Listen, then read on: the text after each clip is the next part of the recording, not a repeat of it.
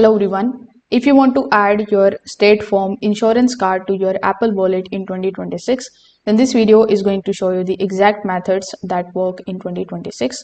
Now you will need the official application in order to access the digital card. For that you need to download and open your State Farm application. Now inside it you just have to basically look for the digital insurance card, which can look something like this. So here when you are on the cards page, you just have to look for this particular button that says add to Apple Wallet. When you are able to find this button, simply tap on it. Then a preview of your card will be available in front of you.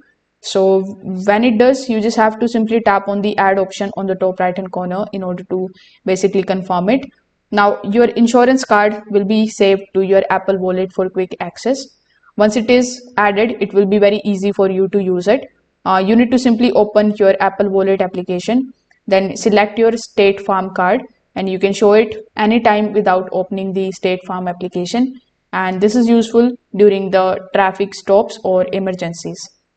Now your insurance card changes when your policy renews, so you can open the app again. Then when you go to the ID cards section, simply tap on the add to Apple Wallet again. Then you need to replace the old card with the updated one, and this keeps your proof of insurance valid at all times.